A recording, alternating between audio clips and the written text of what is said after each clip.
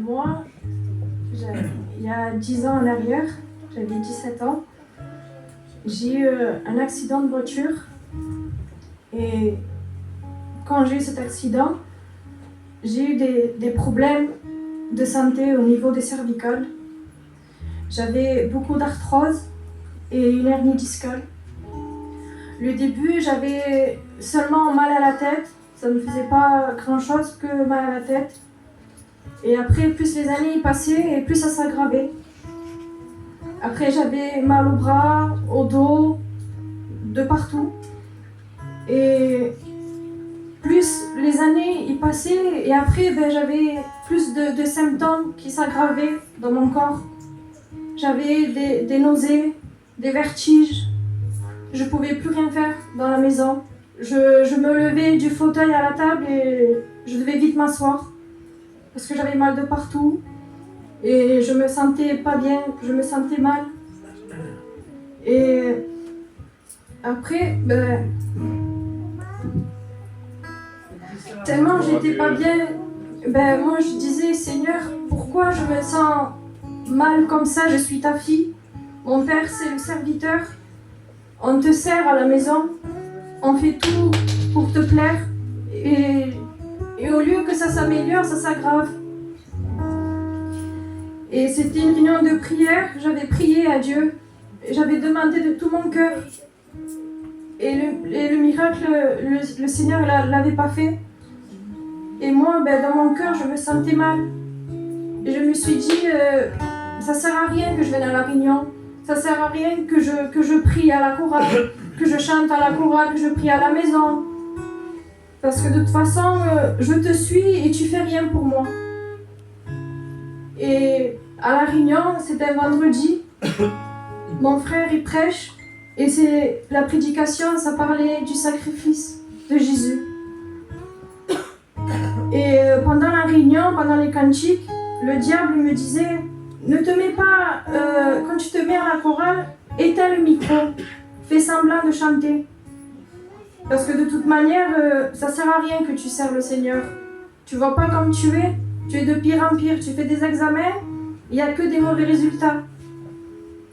Et je l'ai fait, j'ai éteint le micro, je n'avais pas chanté. Et après, il y avait la prédication et ça parlait de l'amour de Jésus. Ça parlait du sacrifice de Jésus. Amen. Et je me souviendrai toujours, il y a eu une vision ce soir-là. Et ça parlait, dans la vision, il y avait le Seigneur, il y avait beaucoup de monde, qu'ils étaient tous affolés dans la vision. Il y avait 2 grandes mains avec des clous. Quelqu'un qui clouait les mains. Et à chaque fois qu'il clouait les mains, on entendait le cri de Jésus. L'amour de Jésus. On l'entendait dans son cri, son amour. Et personne dans la vision, personne n'entendait ce cri. Tout le monde était affolé. Et le Seigneur, il a dit dans la vision, les gens, ils se soucient tellement de leurs problèmes qu'ils entendent même plus mon amour. Ils me regardent plus à moi. Ils sont fixés dans le problème et ils s'affolent. Je crie dans mon amour, ils l'entendent même pas. Et là, moi, cette vision, ça m'avait parlé parce que j'étais comme ça. Je regardais tellement mon problème, ma maladie, que je faisais plus qu'un. Je regardais plus le sacrifice de Jésus. Et ça m'avait parlé, j'avais beaucoup pleuré quand il y avait eu cette vision. Et après cette vision-là, j'avais dit à Dieu, j'ai dit, Seigneur, je te demande pardon, parce que c'est vrai. À partir de maintenant, je vais valoriser ton sacrifice. Et c'est ce que j'ai fait. Malgré la maladie, j'avais beaucoup de problèmes, vraiment. Je pouvais même plus marcher, j'étais du matin jusqu'au soir dans le fauteuil. Et ça pendant 10 ans. Je pouvais rien faire, ma famille partait promener, moi je pouvais pas aller avec eux, je devais rester enfermée à la maison. À la réunion, je manquais beaucoup de réunions parce que j'étais beaucoup fatiguée. Et j'étais toute bloquée, je pouvais pas bouger, j'étais bloquée.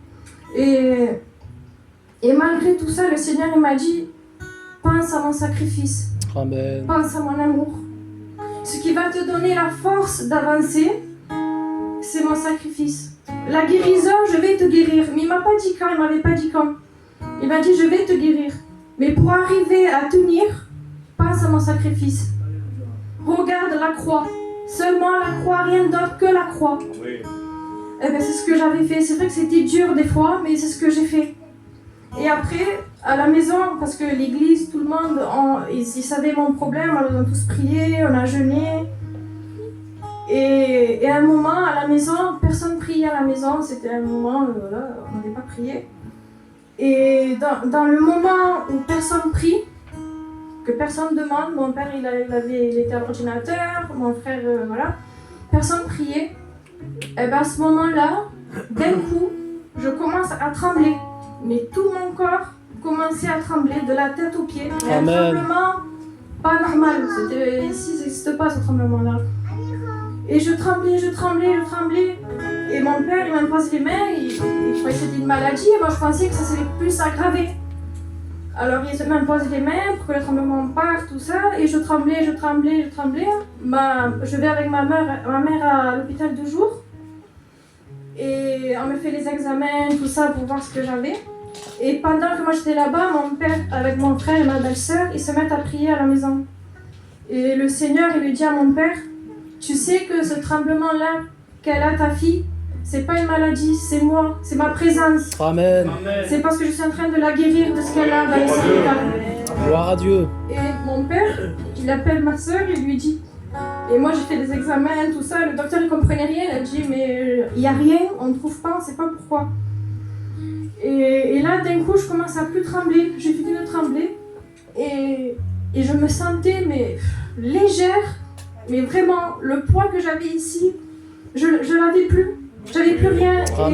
Et mon père, il téléphone à ma soeur, il lui dit ce que Dieu lui a dit. Et ma soeur, elle me le dit. Moi, j'ai dit, mais c'est vrai, parce que regarde, je bouge, je me sens bien. Je suis plus fatiguée, j'ai plus aucune douleur.